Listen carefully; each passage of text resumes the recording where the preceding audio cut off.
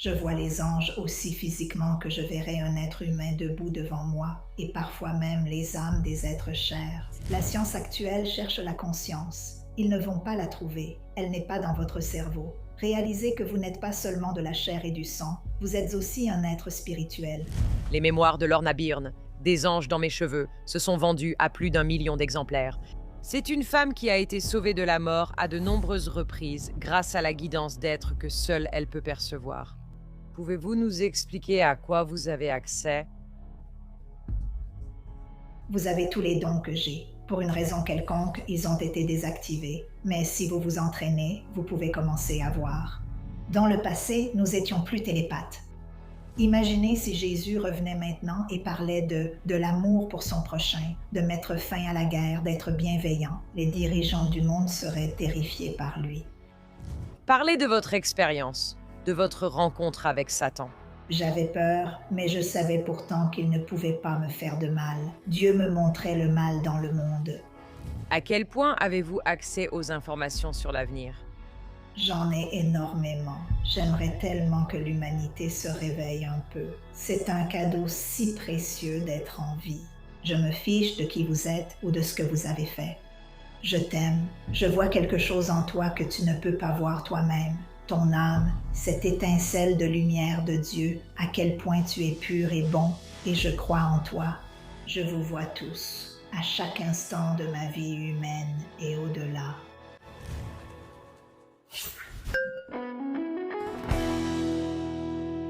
Bonjour, je suis Maïm Bialik. Je suis Jonathan Cohen. Et bienvenue dans notre décryptage. Nous avons un épisode très spécial aujourd'hui, et c'est un épisode très inhabituel.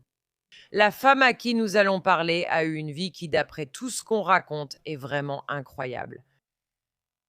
Depuis qu'elle était toute petite, elle a compris qu'elle n'était pas seule dans l'univers. D'accord.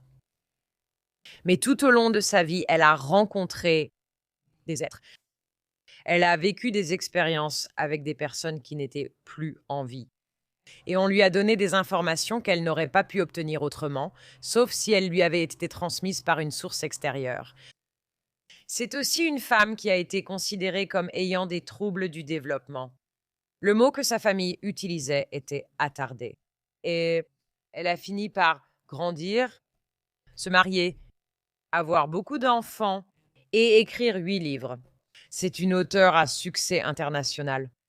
C'est une femme qui a été sauvée de la mort à de nombreuses reprises grâce à la guidance d'êtres que seule elle peut percevoir. Et il y a énormément de choses à aborder.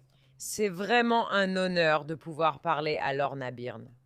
Les anges dans mes cheveux et son autobiographie, vendue à plus d'1 million d'exemplaires dans le monde. Elle a écrit 7 autres livres, tous contenant des informations auxquelles elle pense accéder et qui sont disponibles sur un autre plan de conscience. Et au cas où tu serais déjà en train de te dire « Quoi ?» Je te recommande de regarder nos épisodes, par exemple avec le physicien théoricien Thomas Campbell, qui parle de beaucoup des mêmes sujets mais dans un langage un peu différent. Mais Jonathan et moi, nous cherchons surtout à trouver ce qu'il y a de commun chez toutes les personnes qui vivent des expériences que la science n'a pas encore pu expliquer. La philosophie de Lorna et ce qu'elle a appris sont également incroyablement cohérents avec de nombreuses traditions spirituelles autochtones en ce qui concerne notre place sur la planète, notre relation avec la nature et notre relation avec les autres. C'est certainement l'une des conversations les plus inhabituelles que nous ayons jamais eues, mais je pense qu'elle a énormément à nous apporter quant à ce dont nous sommes capables. Se concentrer sur ce dont nous sommes capables est quelque chose d'incroyable, parce qu'elle explique qu'à une époque, surtout en vivant plus près de la nature, tous les humains percevaient différents niveaux d'existence et différents aspects de l'expérience humaine, et que nous avons perdu cela en chemin. Mais en ce moment, il y a un grand éveil et que nous revenons à une intuition accrue, à une capacité extrasensorielle renforcée, à la possibilité de comprendre et d'accéder à nos guides, anges gardiens, personnes décédées et même à la compréhension des auras et de leur signification. Et regarder un corps pour voir s'il peut être malade et où ce corps pourrait avoir besoin d'aide. C'est un épisode où nous allons vous demander de suspendre votre incrédulité et de mettre de côté toutes les idées préconçues que vous avez non seulement sur le mot Dieu, mais aussi sur le mot ange, le mot guide et même la notion de messager. Ce sont donc tous les termes humains que nous utilisons et que Lorna utilise pour essayer de décrire une relation et une interaction avec quelque chose qui se trouve en dehors du cadre visuel et perceptuel de la plupart des gens. Mais vous n'avez pas besoin de croire aux anges, comme on vous l'a peut-être appris quand vous étiez enfant pour comprendre de quoi parlent les anges dans mes cheveux, et ce que cela signifie de dire que nous sommes tous entourés d'anges gardiens ou de guides. Alors nous vous demandons vraiment de mettre de côté votre cynisme pour cette fois. Gardez l'esprit ouvert et le cœur ouvert. Il y a tellement de bonté dans cet épisode. C'est un plaisir d'accueillir Lorna Byrne dans The Breakdown, venue d'Irlande. Décryptage. Lorna, bienvenue dans The Breakdown. Nous sommes vraiment impatients de parler avec vous. Et j'ai plus de questions que vous ne pourriez en répondre en une vie, mais nous sommes tellement ravis de pouvoir partager un moment de présence avec vous ce matin. Eh bien, je suis également ravie de faire ce podcast avec vous. Alors, j'ai simplement demandé à Dieu et à tous les anges et à toute cette énergie de simplement se manifester. Tu sais, comment dire, tout être vivant, même les êtres vivants que nous, eh bien, je dirais que la majorité des humains ne voient pas ou n'entendent pas. Eh bien, c'est un excellent point de départ. Donc, vous possédez une capacité qui vous ne l'avez jamais vue comme une capacité, car c'est juste votre manière habituelle de voir le monde. Mais pouvez-vous nous expliquer à quoi avez-vous la capacité d'accéder? Je vois avec mes yeux, même en regardant par la fenêtre ici, vous savez, je vois les arbres, les montagnes, la faune et le bétail, mais je vois tellement plus. Comme j'essaie toujours d'expliquer aux gens, notre planète, chaque être vivant tout est énergie, si c'est comme ça qu'on l'appelle. Je n'en suis même pas vraiment sûre. Et c'est comme chaque chose, même l'herbe, tu sais. Ici en Irlande, on la voit verte, 40 nuances de vert. Mais je vois tellement d'autres couleurs qui émanent de l'herbe elle-même. C'est juste. Et bien sûr, moi, je vois, tu sais, parfois l'âme de quelqu'un. Je vois les anges, mais je vois tout cela physiquement. Et pour moi, c'est tout à fait normal. Et c'est seulement quand quelqu'un comme toi pose une question comme ça, tu sais, qu'on m'a déjà demandé, qu'est-ce que tu vois entre les deux? Et tu sais, voir l'air bouger et le vent se déplacer et voir tout ce qui, comment dire, même, tu sais, la pollution dans l'atmosphère, mais voir ce qui arrive, tu sais, de l'extérieur de notre planète, tu sais, ce qui vient aussi de l'univers, toute cette lumière qui voyage. Et parfois, j'ai vu certaines personnes pourraient les appeler des guides, mais moi je les appelle des anges, tu sais, qui voyagent aussi sur cette lumière. Pour moi, c'est fascinant, mais je pensais que tout le monde pouvait voir tout ça. Tu sais, surtout quand j'étais très jeune et que les anges disaient simplement, Lorna, tu sais, ne dis rien, je devais garder ça secret. Et il faut se rappeler, tu sais, je ne sais pas vraiment lire, je suis très dyslexique. Alors, enfant, même adolescente, même adulte et même aujourd'hui, les gens me considèrent comme, vous savez, eh bien certains, pas tous, comme, comment diriez-vous, attardés. Elle est folle, elle est dingue, tu sais, et je peux regarder le corps humain et il devient translucide. Je suis sûre que tu sais que tout est en fait translucide. Tu sais, si tu penses que ce n'est pas le cas, tu te trompes. Et moi, j'ai des médecins qui s'y intéressent. Apprendre à voir, vous savez, le corps humain de cette façon. Donc, je prévois l'avenir, mais seulement pour les médecins, organiser un atelier de 4 ou 5 jours pour les aider à apprendre à voir. Parce que je ne comprends pas pourquoi tu ne peux pas voir. Tu sais, et je dirais aux gens, c'est un peu, je vois à travers la partie spirituelle de moi-même, mon âme, à travers mes yeux humains, mais à travers chaque particule de mon corps humain également. Ce n'est qu'un corps parfois. Je ne comprends pas pourquoi, tu sais, les humains sont comme ils sont. Je trouve ça déroutant. Je suis d'accord. Je ne comprends pas non plus comment nous pouvons être comme nous sommes. Je ne comprends pas pourquoi l'humanité, tu sais, ton âme, la partie spirituelle de toi, n'est qu'amour pur, tu sais. Et pourquoi ne montrons-nous pas cet amour à chacun d'entre nous?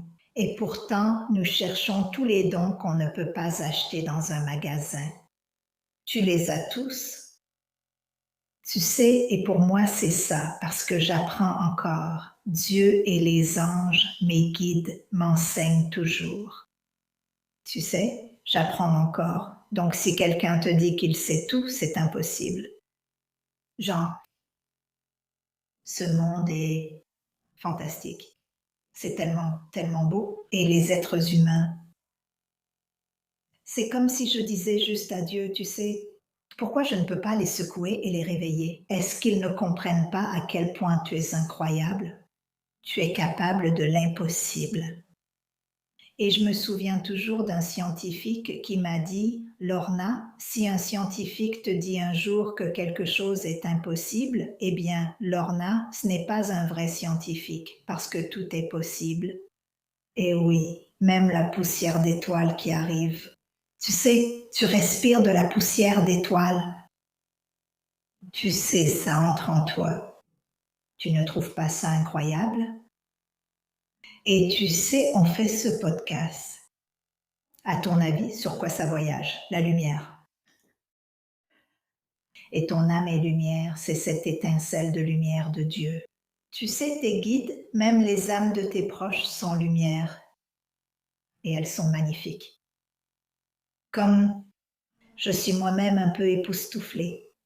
Tu vois, j'ai toujours pensé que tout le monde savait toutes ces choses. Tu sais, quand tu as un professeur ou quelqu'un qui vient d'Oxford ou qui est très instruit et ils se retournent et je leur pose la question, vous savez, comme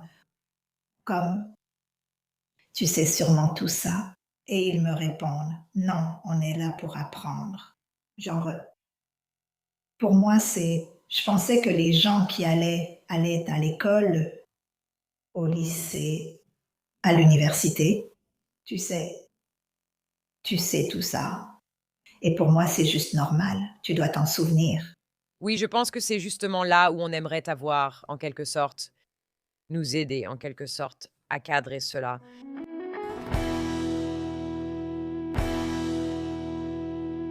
Une des questions que j'ai, et je le dis avec beaucoup d'affection et de bienveillance, pourquoi toi? Pourquoi as-tu été choisi? Pourquoi t'a-t-on donné un don dont je ne crois pas avoir entendu parler chez qui que ce soit d'autre, avec cet ensemble particulier de capacités, de conscience ou de perception? J'ai souvent demandé à Dieu, tu sais pourquoi moi? Tu sais, et la seule réponse que j'obtiens, c'est pourquoi pas toi? Je suppose qu'une partie de la réponse vient peut-être du fait que je suis très dyslexique et, et de ne pas être contaminée par le monde. Vous savez, mes enseignants ont été les anges et Dieu, et vous pouvez les appeler des guides qu'on appelle par différents noms partout dans le monde. Ils m'ont tout appris, même à lever la main quand je dois aller à droite, vous savez, parce que je suis très dyslexique. Alors, je parle aussi avec mes mains, de cette façon, de cette manière. Je ne sais pas. Je me plains à Dieu et je dis, pourquoi n'a-t-il pas choisi un homme? Un homme, lui, serait écouté. Les femmes étaient encore rabaissées. Vous savez, on ne nous écoutait pas. Et d'une certaine manière, vous savez, toute personne qui se permet de s'ouvrir, permet à l'âme de s'exprimer. Cet amour, cette compassion, cette compréhension, se connecter spirituellement. Tu sais, nous avons peur. Les gens ont peur, tu sais, parce qu'ils ont peur d'être ridiculisés et qu'on rit d'eux. Je ne sais pas pourquoi moi dans un sens. Pourquoi pas toi? Pourquoi pas Jonathan? Tu sais, et pourtant je sais que tu as tous les dons que j'ai. C'est juste que je pense la religion, ou même avant la religion, pour une raison quelconque, cela a été étouffé par désir de pouvoir. L'humanité a changé. Vous savez, nous sommes devenus plus obsédés par, vous savez, le fait d'avoir le contrôle et le pouvoir. Et on voit beaucoup de choses comme ça se produire aujourd'hui dans le monde. Mais je dois sourire parce qu'il y a beaucoup de bien autour de nous. Et l'union se fera. Et c'est l'entrelacement du corps humain et de l'âme. Et encore une fois, c'est une autre étape de la révolution. Et la science en ce moment, parce qu'ils me l'ont dit, s'attend à la prochaine étape de l'évolution. Ils ont le sentiment que c'est assez proche. Donc je crois que c'est l'entrelacement. Et je me souviens toujours qu'on me demandait, tu sais, Lorna, d'où te vient le mot entrelacement? Et j'ai simplement dit, eh bien, Dieu l'a dit, l'entrelacement. Et ils ont simplement répondu, eh bien, c'est un mot que la science utilise depuis très, très longtemps. Je t'entends en parlant du fait qu'à un moment donné, les humains avaient ceci de façon beaucoup plus large parmi tout le monde, qu'il y avait des gens qui pouvaient accéder à ces informations extrasensorielles et que, à travers le processus d'éducation, d'industrialisation, de priorisation pour construire des usines, et peut-être même pas seulement à l'ère industrielle, mais même avant cela, plus nous avons commencé à vivre en dehors d'une connexion naturelle à la Terre, moins nous étions connectés à la Terre. Nous avons commencé à perdre cela et à en sortir afin de construire la société et les structures que nous avons aujourd'hui. Et surtout pendant l'époque de l'expansion de la religion nous a appris à ne pas faire cela, à nous fier à l'autorité religieuse pour comprendre la réalité ou la vérité. Et maintenant, il semble qu'il y ait une accélération intéressante de la technologie qui reflète presque notre avancement spirituel. L'idée que nous sommes lumière et que la lumière et l'énergie sont ce qui alimente notre technologie et fait fonctionner Internet. Vous savez, Internet est, d'une certaine manière, un reflet de notre évolution spirituelle où l'information est partout et nous pouvons y accéder et la partager instantanément. De la même manière, on peut regarder la Terre et voir toutes les multiples couches de dimensions, qu'il s'agisse de l'esprit ou de l'âme. C'est un peu comme Internet, d'une certaine façon. Et à mesure qu'Internet se développe, il en va de même pour les idées. Les personnes qui écoutent peuvent maintenant se rappeler que la réalité physique, comme la réalité spirituelle, recèle davantage. Beaucoup de ces idées sont transmises par ce nouveau média et commencent à entrer dans ce que l'on a appelé l'éveil ou cette période d'intégration ou ce réveil de l'humanité où nous nous rappelons le fait que nous avons toutes ces capacités supplémentaires. Et beaucoup de gens se disent, eh bien, je ne sais pas, je n'arrive pas à y croire, la science ne l'a pas encore prouvé. Et d'autres scientifiques se sont ouverts d'esprit et disent, attends une seconde, nous savons qu'il y a plus que ça. Il existe ces phénomènes incroyables. Certaines personnes ont vécu des expériences de mort imminente que nous commençons à étudier. D'autres ont connu des guérisons miraculeuses où ni la science ni les médecins ne peuvent expliquer comment le cancer disparaît. Et donc, tout à coup, nous commençons à revenir vers quelque chose que nous avons perdu. Oui, oui, tu viens de tout résumer. Tu as tout résumé. Nous sommes, comment dire, en revenant et en le ramenant au présent. Et moi, je sais que nous sommes devenus très industrialisés. Alors, nous avons aussi beaucoup perdu à ce moment-là car la cupidité et la colère sont arrivées, vous savez, et gardées. Ce que je dirais, c'est que le paysan, vous savez, était maintenu sous le joug de ceux qui détenaient le pouvoir. Mais la religion aussi a joué un rôle énorme dans sa fermeture totale. Tu sais, mais j'aime vraiment, ils n'ont pas pu l'étouffer. Tu sais, nous étions encore en train d'écouter. Et d'une certaine manière, même la religion nous a aidés à nous ouvrir et à rester conscients. Et quand on voit qu'aujourd'hui dans le monde, la plupart des gens sont instruits, la plupart des gens recherchent la connaissance. Et encore une fois, cela a aussi à voir avec la technologie. Cela a élargi nos connaissances et nous continuons à chercher. Tout le monde cherche à savoir s'il y a autre chose dans la vie ou quel est le sens de la vie. Ou dans un sens, vous savez, est-ce que j'ai vraiment une âme? Suis-je vraiment lumière? Est-ce que je vis après la mort de mon corps humain? Donc tout le monde le cherche. Même ceux qui sont très jeunes le cherchent, pas seulement ceux qui sont instruits. Et c'est merveilleux à voir, la science. Vous savez, ils se battent là-dessus, vous savez, mais pourtant ils cherchent. Et je sais que nous avons l'IA, et je sais que c'est brillant à tellement de niveaux différents, et je sais que nous avons tout ça. Qu'est-ce qu'il disait déjà? Nous ne mourrons pas, mais nous pouvons stocker toute votre mémoire et ce genre de choses. Et une fois que vous avez l'argent, quand l'argent s'épuise, tout est coupé. Mais j'adore.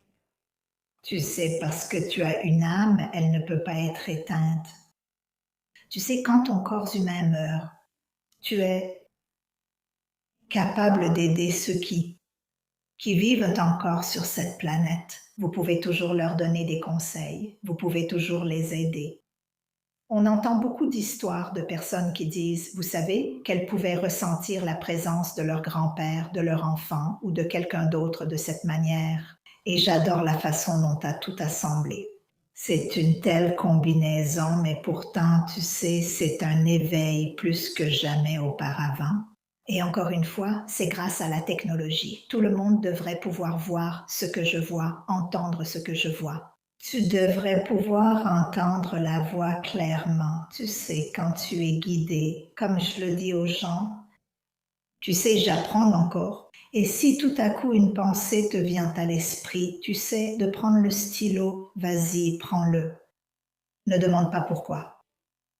Ne dis pas, eh bien, quel sens ça a? Ne sois pas paresseuse. Ils t'apprennent seulement à répondre. Tu sais, parfois quelqu'un pourrait dire qu'il a eu un déclic soudain. Tu sais, et il réalise soudainement quelque chose pour la première fois. Et je vous dirais simplement, ou une révélation. Ce n'est que le début. D'où pensez-vous que les mathématiques viennent? Vous savez, d'où pensez-vous que tout vient? Ça a été comme un téléchargement de l'âme, cette étincelle de lumière de Dieu, cet esprit, tu sais, en toi, mais aussi à l'extérieur, tu es connecté. C'est pour ça que la science est si géniale. C'est pour ça que les créatrices sont si géniales. Tu sais, ça peut l'être. Tu sais, la personne non instruite du coin qui découvre quelque chose et commence à en parler aux gens. Vous savez, et encore une fois, c'est un savoir pour nous tous. Et ce savoir est fait pour être partagé, comme autrefois on partageait le savoir. Vous savez, nous étions plus télépathiques, nous étions plus. Qu'est-ce que tu dirais? Tu saurais si mamie avait des ennuis alors qu'elle vivait à 300 kilomètres et tu dirais, d'accord, je pars rendre visite à mamie. De cette façon. Et encore, avec la science, où penses-tu qu'il trouve toutes ces informations? Ça afflue tout simplement. Tu sais, et parfois on pourrait appeler ça l'imagination. Mais d'après toi, d'où ça vient? Je sais qu'en ce moment, la science cherche la conscience.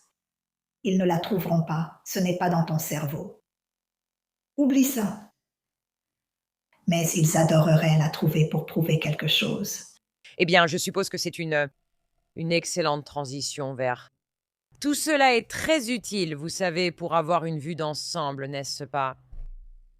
Mais je suis très intéressée par certains aspects pratiques de tout cela. Donc, je veux que vous nous expliquiez un peu ce que vous voulez dire quand vous dites que vous voyez des anges. Est-ce que vous voyez réellement quelque chose qui n'est pas, disons, une hallucination visuelle, mais plutôt que vous percevez une sorte d'énergie, ce qui nous est déjà arrivé? Des physiciens théoriciens comme Thomas Campbell parlent de la capacité à voir l'énergie entre les objets. Pouvez-vous décrire ce que... Regardez-vous, est-ce que cela a une forme? À quoi cela ressemble-t-il? Je vois physiquement des anges et parfois même les âmes des êtres chers qui passent furtivement de cette façon. C'est une lumière et à l'intérieur de cette lumière, elle donne une apparence humaine. Et on m'a dit de les appeler des anges. Alors je les appelle des anges, et parfois, en de très rares occasions, ils montraient des ailes. D'autres fois, ils n'en montrent pas, du tout. Et les anges, c'est comme si nos guides n'étaient ni hommes ni femmes. Mais ils prendront une apparence masculine si c'est ce dont vous avez besoin ou si c'est ce que vous ressentez, ou bien une apparence féminine. Est-ce que tous les anges ont des ailes et ils ne les montrent visuellement que parfois, ou bien tous les anges n'ont-ils pas d'ailes? J'adore ça. Pour ma part, je crois qu'ils ont tous des ailes. C'est juste qu'ils ne les montrent pas tout le temps. Je suppose qu'ils n'ont pas besoin de voler car ils peuvent se déplacer. C'est là-dessus que tu insistes, Jonathan. Est-ce qu'ils ont des ailes? La femme voit des anges et toi, tu t'inquiètes pour les ailes. Non, alors. J'adore ce que Jonathan a dit. Tu sais, ils ne volent pas. Je n'ai jamais vu un ange voler. Exactement. Tu te demandes pourquoi ils ont des ailes s'ils ne volent pas? Juste pour paraître angéliques. Je pense que j'aime la façon dont Dieu utilise ses anges parce que ça attire l'attention des gens, parce qu'on les considère comme angéliques, doux, délicats. Ils ne vont pas nous faire de mal ou nous blesser de cette façon. Je les vois physiquement comme je verrais un être humain debout devant moi. Maintenant, je ne peux pas voir vos anges à l'écran. Pour voir un ange, ça ne passe pas par le numérique. On ne les voit pas via un moyen de communication numérique. Donc, quand vous dites que vous ne pouvez pas voir nos anges, c'est parce qu'il y a quelque chose dans la façon dont les anges vous apparaissent qui ne fonctionne pas, comme si cela ne se transmettait tout simplement pas à travers les écrans. Cela n'est arrivé que dans de très rares occasions, vous savez. Donc je ne peux pas dire oui dans ce sens. Je dois être très honnête. Encore une question sur ce sujet, c'est important. C'est pour les ailes? Je ne vais pas te laisser poser d'autres questions sur les ailes. Eh bien, je me demande si, avec l'évolution des humains, les anges doivent probablement évoluer eux aussi. Je me demande s'ils n'ont tout simplement pas encore eu la mise à jour pour être compatibles avec des trucs comme Zoom et FaceTime. Eh bien, j'adore la façon dont tu as formulé ça. C'est très intéressant, mais je souris juste et ils me disent simplement non, ils se trompent complètement. C'est la réponse préférée de Maïm. C'est ma réponse préférée à propos de tout. Jonathan se trompe complètement. Ils n'ont pas besoin de le faire parce qu'ils n'ont pas besoin d'apparaître sur FaceTime. Ce n'est tout simplement pas comme ça qu'ils vont fonctionner. Ils ne vont pas s'intégrer à cette technologie. Compris? D'accord.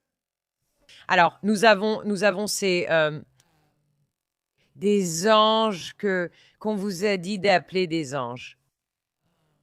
Tu as aussi dit qu'ils sont en quelque sorte des gardiens. En quoi cela est-il différent de, je veux dire, ton livre? Tu as écrit beaucoup de livres, mais Des anges dans mes cheveux, tu sais, qui est cette belle autobiographie. Tu décris des interactions très, très spécifiques où l'on te montre celles des autres. Des Anges. Parfois, on te montre celles des autres âmes. Tu es témoin d'une interface entre le monde des âmes et le monde humain essentiellement. Lorna, par exemple, est la personne qui vit cela. Pouvez-vous décrire certaines des différences pratiques entre ce que vous identifiez comme des anges et l'âme de quelqu'un d'autre que vous voyez? Je sais que c'est une âme. Vous savez, et c'est une lumière différente de celle des anges. C'est quoi? Qu'est-ce que je dirais? Peut-être que je n'ai pas les mots, mais on dirait peut-être que c'est plus vibrant de cette façon. Et la lumière c'est une lumière différente. Et je ne pense pas qu'il existe de mots humains capables de la décrire. Je souris même quand je pense à quelqu'un que je connaissais qui est décédé. Lorsque je l'ai vu à certaines occasions, tu sais, quand il est venu me rendre visite, cette lumière et cette apparence humaine en son sein, encore une fois, est de nouveau pleine de lumière. C'est tellement... Peut-être qu'on pourrait utiliser l'expression d'une clarté cristalline et même la couleur de peut-être les vêtements aussi est tellement éclatant.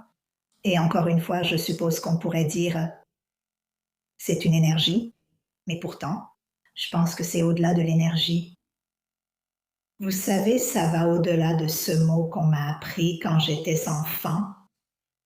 Et c'est au-delà de notre compréhension. Et pour chaque question, il y a comme 1 million de réponses à cela. Et puis encore 1 million de réponses à chacune de ces questions. Vous savez, chacune de ces réponses. Et je suppose que je trouve ça fascinant. Et vous avez posé cette question, la différence entre la lumière de l'ange et celle de l'âme. L'ange n'est nulle part près de la lumière d'une âme. C'est la seule façon dont je peux l'expliquer. Je ne souhaite pas que Dieu le fasse. En un sens, permettre au monde entier de voir ne serait-ce qu'un ange ou que le monde entier voit l'âme d'un être cher. Et pourtant, beaucoup de gens disent avoir vu leur être cher. Vous savez, et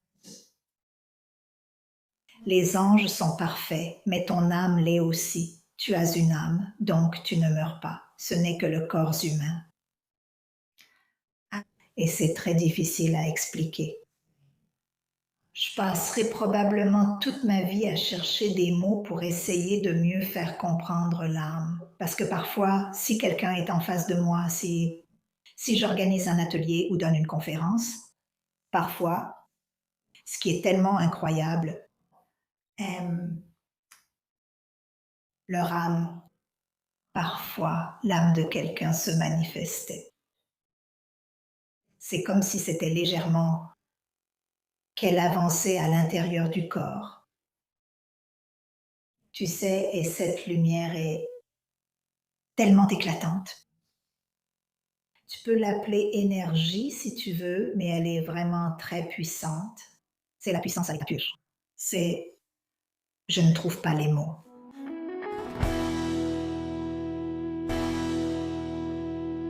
Très souvent, lorsque les gens sont confrontés à ce genre de capacité ou qu'ils apprennent l'existence de quelqu'un ayant la capacité de voir ce genre de choses, comme la bonté ultime, la beauté ultime, vraiment la perfection, tu sais, de l'âme humaine telle qu'elle a été conçue par quelque chose que nous ne pouvons même pas comprendre. Peux-tu en parler un peu?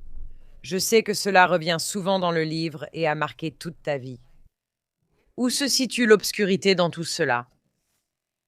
C'est-à-dire que beaucoup d'entre nous connaissent la douleur et la souffrance.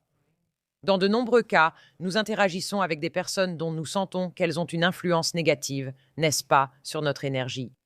Pouvez-vous parler un peu de cette obscurité? Et en plus, parler de votre expérience de la rencontre avec Satan. Je sais qu'à cette occasion, Dieu me montrait, vous savez, ce que je dirais, le mal du monde dans ce sens-là. Et oui, j'avais peur, mais pourtant, je savais que ça ne me ferait pas de mal. Et je sais que nous, en tant qu'êtres humains, nous ne sommes pas tous bons. Vous savez, une grande partie du mal vient de ce que nous appelons Satan dans ce sens-là. Vous savez, donc d'une certaine manière, on en vient même à blâmer Dieu. On utilise même Dieu comme une arme. Et pourtant, Dieu est amour. Tout revient à l'amour et à la compassion. Vous savez, nous avons tous le choix. Mais moi, en fait, je n'ai pas peur. Et c'est peut-être parce que je sais. Et peut-être, tu sais, on pourrait dire, tu sais, le vieux proverbe irlandais, je pense que c'est un proverbe universel, qui dit « Les bâtons et les pierres peuvent me briser les os, mais les mots ne me feront jamais de mal. » Peu importe ce que quelqu'un essaie de me faire, ils ne peuvent détruire que mon corps humain. C'est tout. Je vis pour toujours, pour l'éternité, tout comme toi, grâce à ton âme. Et pourtant, je sais qu'il est très important de vivre cette vie humaine pour aider l'humanité. Chacun d'entre nous pour aider l'humanité à évoluer. Nous ne sommes pas seulement faits de chair et de sang. Et encore une fois, c'est comme l'entrelacement et nous avons ce choix. Nous ne sommes pas obligés d'écouter l'obscurité, comme vous l'avez dit. Nous n'avons pas à permettre cette vengeance, Comme je le raconte souvent, j'ai rencontré un homme qui m'a raconté une histoire et il m'a dit, Lorna, comment peux-tu tuer la vengeance? Parce que il venait d'un pays où il y avait la guerre. Et tu sais, des gens sont entrés chez lui où se trouvait sa famille et ont tué tout le monde. Ils les ont abattus. Et d'une manière ou d'une autre, il a réussi à s'échapper. Et d'une manière ou d'une autre, ce qui est un miracle, il a fini par faire des études. Il a fini par avoir un excellent travail. Il a fini par se marier et avoir 2 enfants. Et c'était sa femme qui avait le livre des anges dans mes cheveux. Et elle lui a demandé de le lire. Et c'est pour ça qu'il est venu s'asseoir à côté de moi dans un hôtel et qu'il m'a raconté l'histoire. Et ce qui était horrible, il a dit, moi aussi, j'ai fait la même chose. Je suis devenu maléfique, je suis devenu les ténèbres. J'ai fait la même chose parce que de ce qui a été fait à ma famille. J'étais tellement en colère et furieuse. J'ai pris une arme à feu. Et vous savez, il faut qu'on pardonne. Ce n'était pas de sa faute s'il voulait se venger. Parce qu'imagine si tu voyais tes proches être assassinés de la même manière. Peu importe la raison, tu pourrais chercher à te venger, mais je pense qu'aujourd'hui, le monde doit dire non. Nous devons commencer à changer. Et je pense que l'humanité l'est. Nous sommes en train de changer. Nous faisons de notre mieux, même si nous voyons des choses horribles se produire dans le monde. Vous savez, d'une certaine manière, nous ne devons pas chercher à nous venger. Nous devons nous pardonner à nous-mêmes et pardonner aux autres. Et je suppose qu'aujourd'hui, dans le monde, nous devons tous nous pardonner pour ce qui se passe, parce que nous en faisons tous partie. Nous ne pouvons pas nier cette responsabilité et nous ne pouvons même pas la nier sur le plan spirituel non plus. Je me demande si vous pouvez nous parler un peu de la façon dont vous avez d'abord compris vos interactions avec les anges et les âmes. Vous savez, l'une des histoires les plus étonnantes, vous aviez, je ne dirais même pas que c'était un ami imaginaire. Vous avez eu une interaction avec un petit garçon nommé Christopher quand vous étiez jeune. Pouvez-vous parler de la façon dont il est venu à vous et de ce que votre mère vous a raconté une fois adulte? Christopher était mon frère. Il est né avant moi et il est décédé à 10 semaines. Ma mère m'avait dit qu'il avait la moitié d'un cœur et que, vous savez, elle s'inquiétait pour lui quand elle l'a ramené à la maison de l'hôpital. Elle a dit au médecin qu'elle sentait que quelque chose n'allait pas. Et encore une fois, je dirais qu'on lui disait spirituellement, quelque chose ne va pas avec votre bébé, le corps humain de votre bébé. Et il est mort à 10 semaines. Et quand j'étais petite, et encore aujourd'hui, tu sais, il venait jouer avec moi. Et c'était toujours cette journée incroyable à jouer devant le feu à l'ancienne Kamena, tu sais, dans cette toute petite pièce où la seule lumière venait du feu. Et nos mains se sont touchées. C'était comme si ma main entrait dans la sienne, ou la sienne dans la mienne, faisant jaillir des étincelles. Toute cette lumière a volé tout autour, et c'est à ce moment-là que les anges m'ont dit qu'il était mon frère et qu'il était mort. Et il était l'âme, j'ai compris davantage. Et je suppose que c'est ce qu'il faut retenir. Nos proches ne meurent pas. Tu sais, et il est revenu dans ma vie plusieurs fois depuis, mais j'aime le fait qu'il ne soit pas un jeune garçon. Il est mort à 10 semaines et pourtant, il savait tout. Ton âme sait déjà tout. Elle possède toute la connaissance et la sagesse. Et parfois, vous savez, quelqu'un me disait, mais pourquoi suis-je né? Vous savez, en parlant d'eux-mêmes. Encore une fois, il est difficile d'y répondre. Mais je sais d'une chose. Chaque fois que la création, chaque fois que Dieu ou la puissance d'être, peu importe comment on veut appeler Dieu, dans toutes les religions ou même sans religion, a créé tout cela et bien plus encore pour une raison quelconque,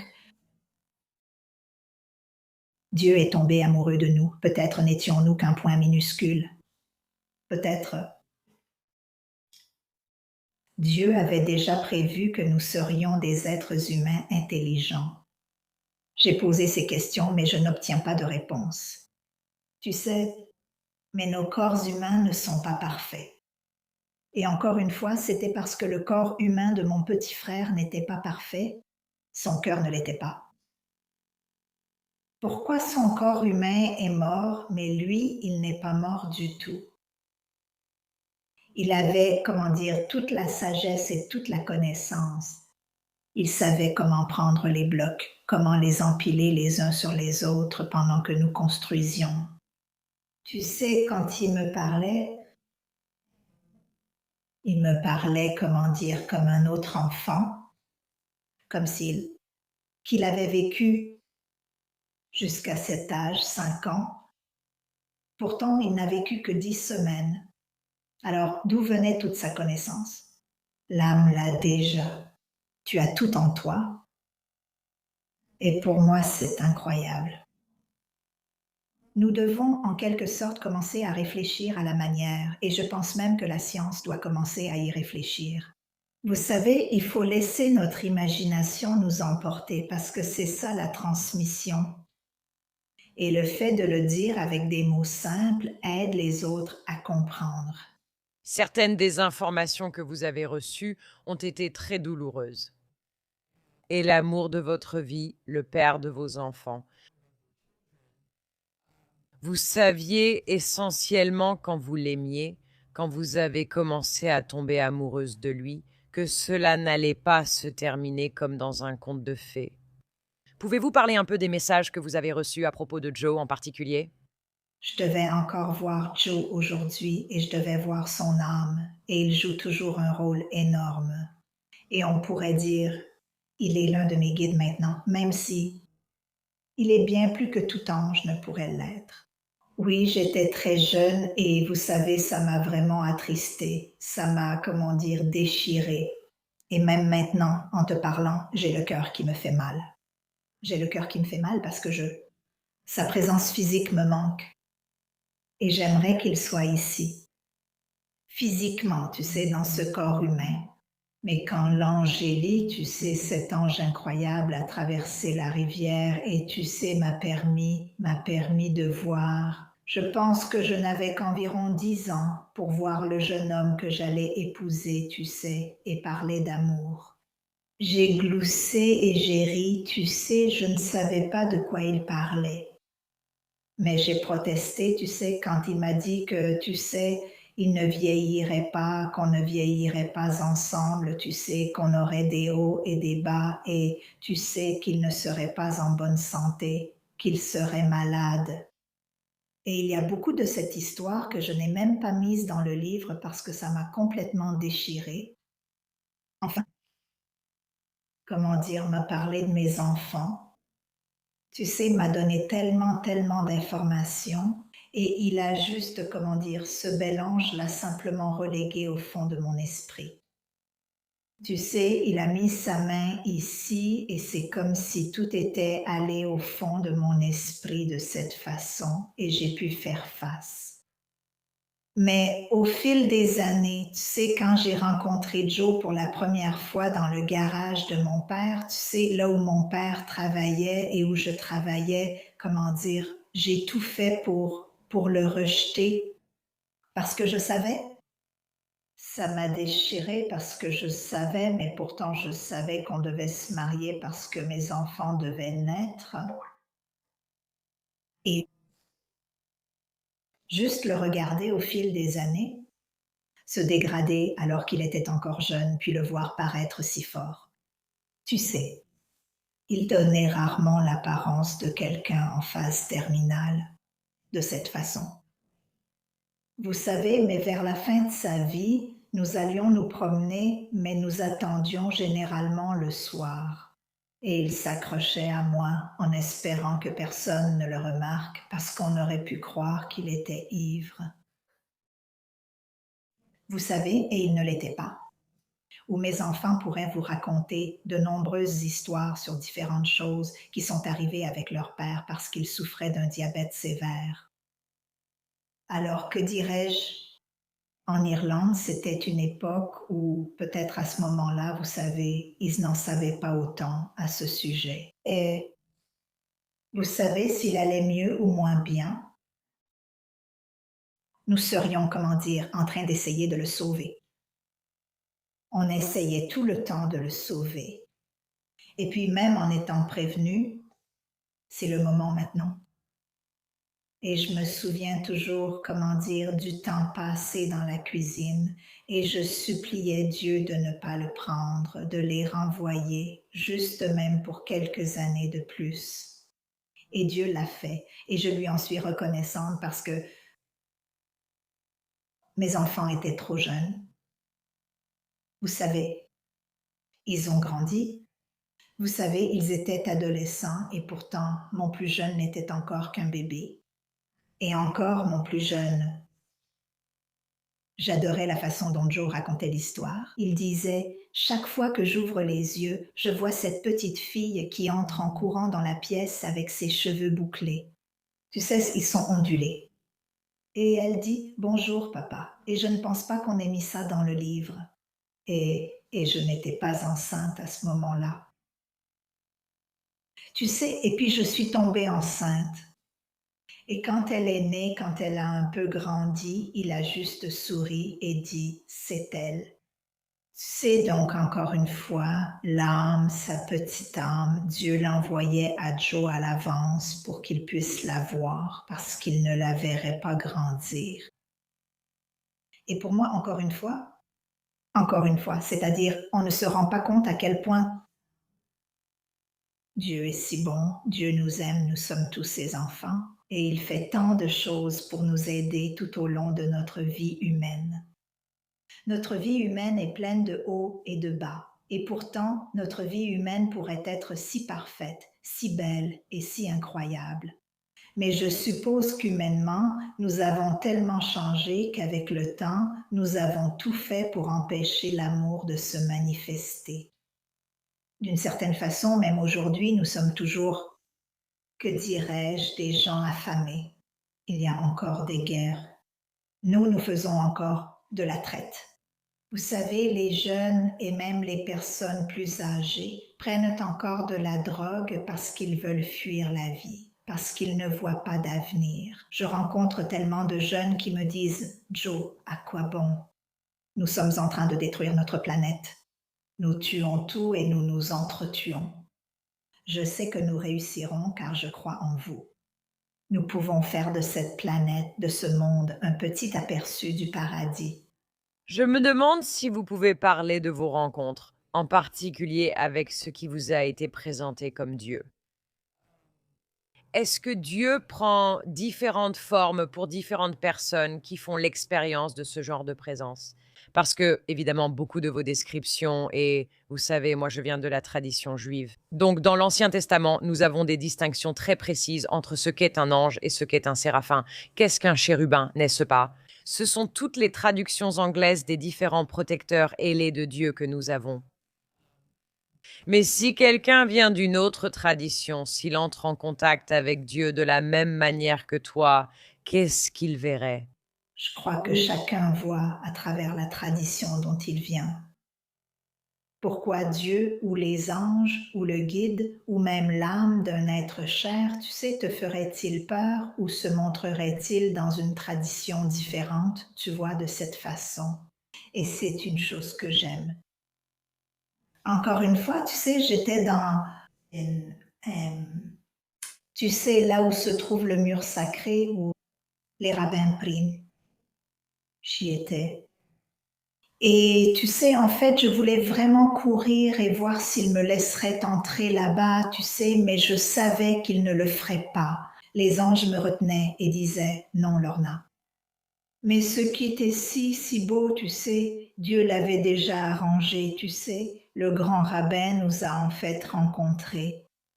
Et on m'avait dit à l'avance, Lorna, par les personnes qui étaient avec moi, qu'on ne prend jamais un rabbin dans ses bras, mais je n'ai pas pu m'en empêcher. Je lui ai fait un gros câlin et il m'a vraiment serré dans ses bras en retour. Vous savez, et il nous a emmenés quelque part, et je ne peux pas vous dire où. Vous savez, c'était incroyable. Vous savez, je sais que je vais en écrire un peu à ce sujet. Mais oui, juste voir tous les rabbins et tous les visiteurs qui étaient de l'autre côté, vous savez, en train de prier, et juste voir cette lumière de la prière et ces anges. Et puis de l'autre côté, il y avait, vous savez, le grand dôme vert du côté musulman.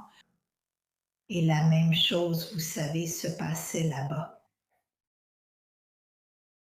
Donc, vous savez, une chose que Dieu m'a montrée, et c'est que un jour, vous savez, toutes les religions, et même ceux qui n'en ont pas, ne feront plus qu'un, et nous prierons tous, vous savez, et chanterons, et danseront, et, comment dire, unis les uns avec les autres. Et je crois que cela arrivera parce que cela m'a été montré. Tout ce qui m'a été montré s'est réalisé. Évidemment, c'est unique pour vous, mais si vous pensez que cela n'est pas propre à vous, mais fait partie des capacités de l'expérience humaine, à quoi cela ressemble-t-il pour vous? Pour nous aider en quelque sorte à apprendre à être en contact avec ce monde? J'adore votre question, vous savez, et je ne crois pas que cela me soit propre. Donc je suis même ici, vous savez, au sanctuaire en Irlande. Et quand je donne des conférences, je donne une petite leçon pour aider les gens à s'ouvrir davantage. Je ne comprends pas pourquoi tu ne peux pas voir ce que je vois. Mais si tu t'entraînes, tu pourras commencer à voir. Et je dis toujours qu'il faut faire ses devoirs. Par exemple, plusieurs personnes m'ont dit non, non, on s'entraîne, on fait nos devoirs. Et oui, elles reviennent en disant je commence à voir l'énergie. Vous savez, même l'énergie autour d'un autre être humain, vous n'êtes pas obligé de fixer du regard. Vous n'avez pas besoin de vous fatiguer les yeux. On nous a seulement appris à regarder. Arrêtez de regarder. Vous pouvez balayer une pièce du regard. Voyez plutôt, voyez, a été enlevé. Rallume-le simplement. Permets-toi de voir. Une chose que les anges m'ont beaucoup apprise, c'est à voir les détails. Et comment ferais-je? Puis les choses ont commencé à devenir translucides. Comme j'apprenais depuis toujours, depuis que j'étais bébé. Je ne savais pas que c'était des anges ou des êtres spirituels. Je jouais simplement avec eux. Et s'ils pouvaient m'apprendre, tu peux apprendre aussi. Et je crois que l'humanité le fera. Et je crois que tu as déjà commencé. Et je dirais que si votre enfant, si votre tout jeune enfant qui vient tout juste du ciel se retourne et vous dit quelque chose, ne le remettez pas en question. Ne dites pas à l'enfant, c'est ton imagination. Vous savez, si votre enfant dit « Oh, regarde les fleurs » et que l'enfant vous donne une couleur différente de celle de la fleur, cela veut dire que votre enfant voit. Mais vous savez, nous disons à nos enfants que seules les choses solides sont réelles. Et le rouge, c'est rouge, le bleu, c'est bleu. Vous savez, on continue comme ça. Mais le monde n'est pas comme ça.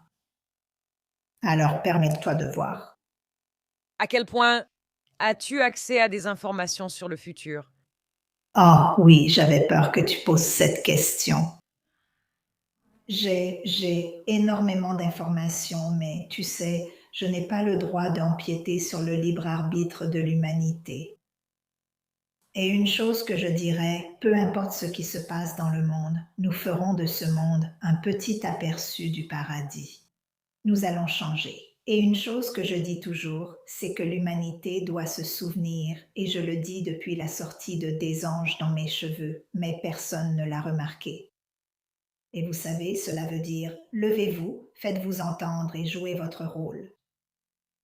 Et cela veut dire, vous savez, permettez-vous de voir, permettez aux choses de changer. Soyez aimante, soyez gentille. Beaucoup de gens disent qu'ils veulent grandir spirituellement.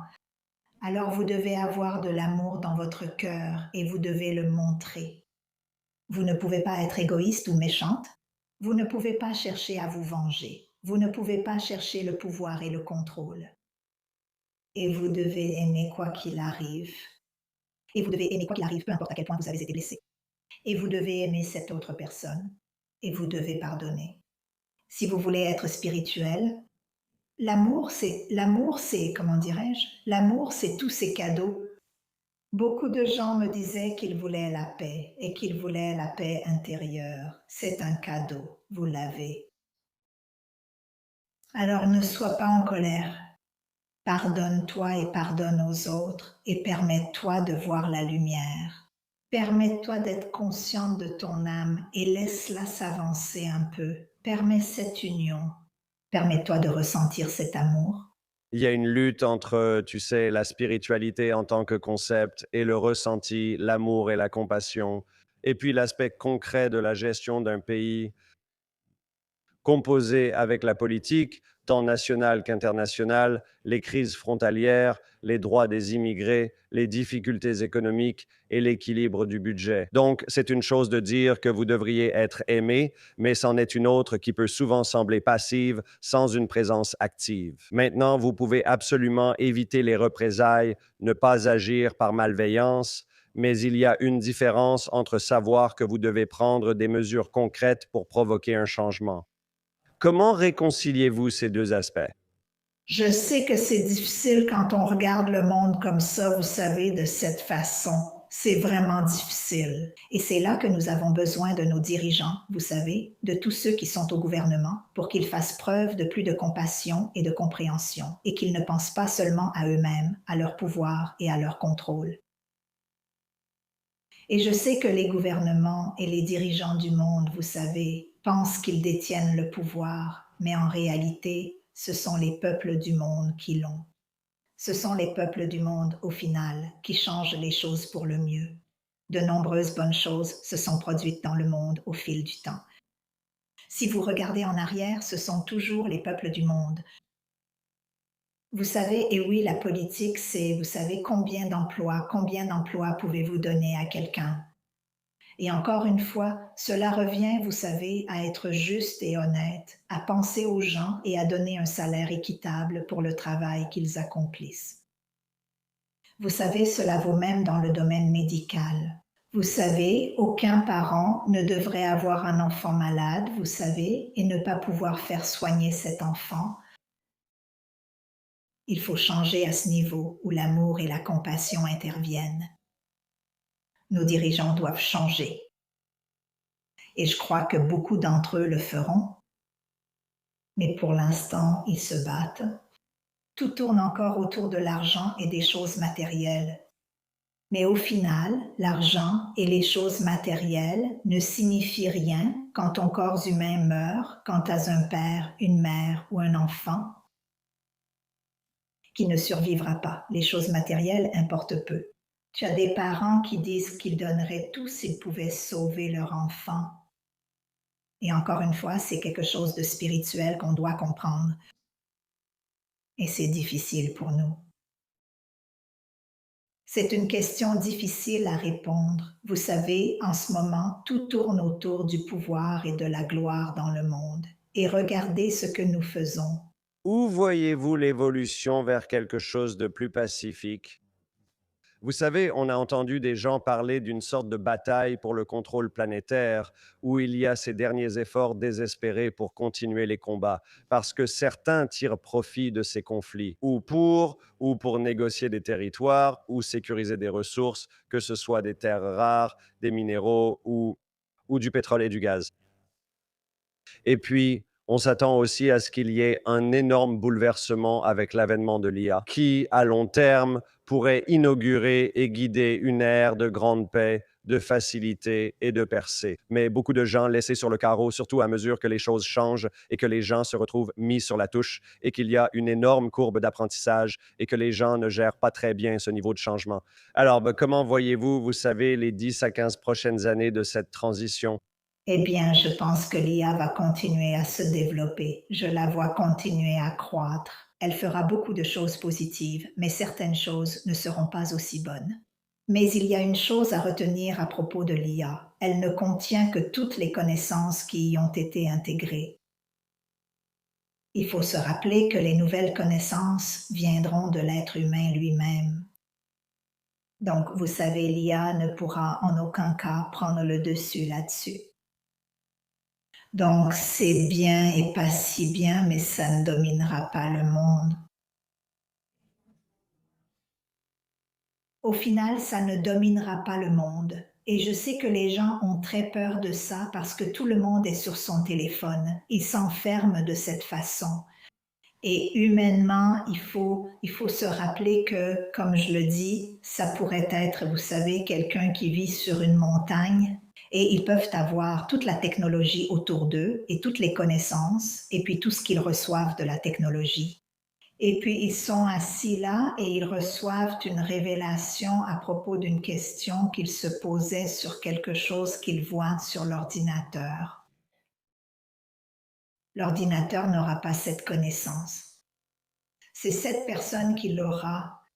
Parlons des downloads pendant 1 minute, car c'est un terme, surtout sur les côtes de San Francisco. Tout le monde dit « Oh, je viens d'avoir un énorme download. J'étais en train de marcher et tout est devenu clair. » Tout d'abord, explique-nous ce que c'est et comment l'augmenter. L'accès à plus d'informations si tu veux ça. Comment pourrais-je dire, deviens simplement ouverte, commence simplement à réaliser que tu n'es pas seulement faite de chair et de sang, tu es aussi un être spirituel. Tu as cette âme, cette lumière, cette énergie qui s'élève et se diffuse dans l'univers. Tu n'es pas seulement faite de chair et de sang, rien sur cette planète ne l'est. Tu sais, nous sommes toutes connectées. Même quand je regarde par cette fenêtre, il se passe tellement de choses. Je sais qu'on utilise le mot download. Tu sais, on pourrait utiliser d'autres mots qui voudraient dire la même chose. C'est un savoir qui arrive et il vient de l'extérieur.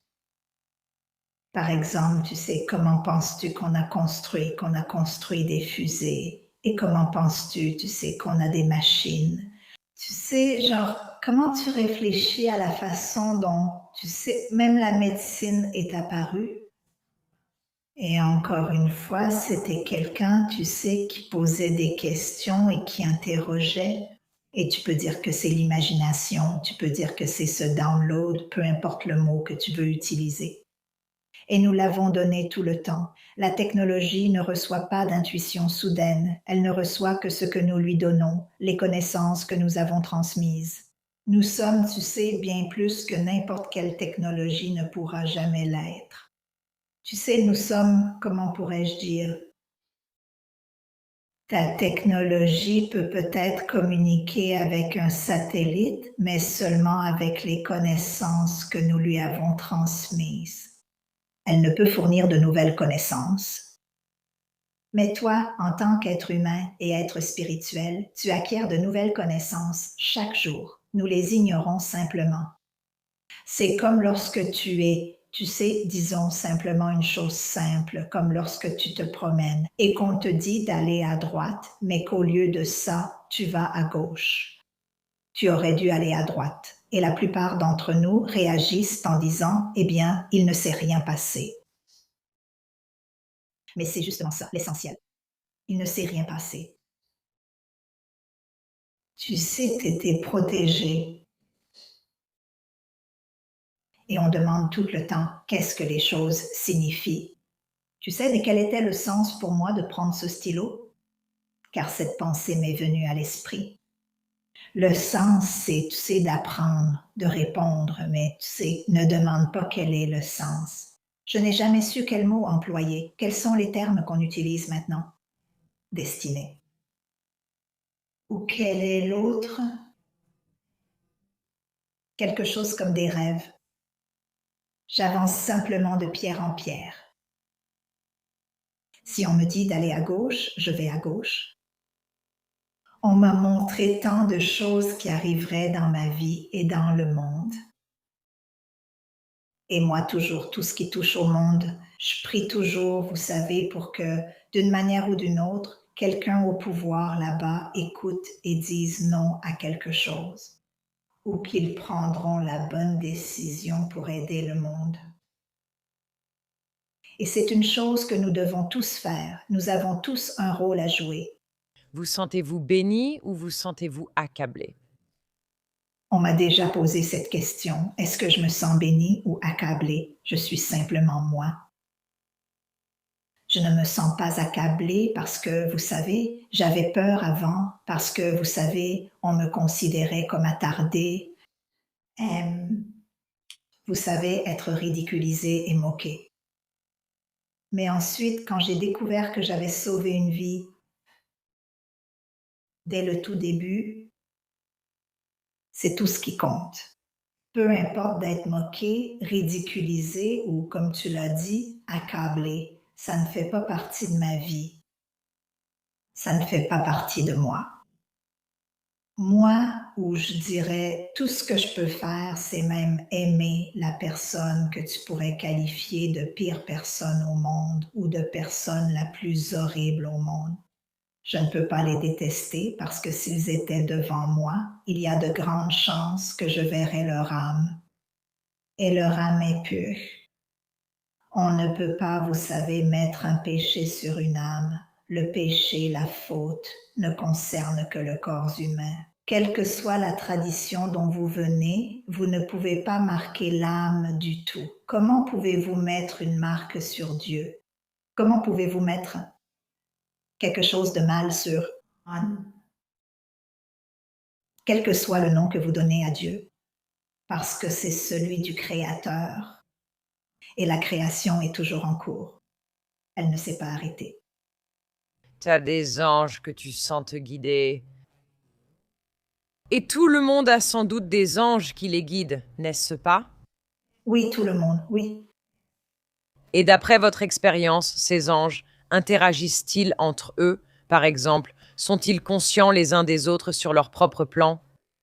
Oui, ils sont conscients les uns des autres. Ils sont connectés.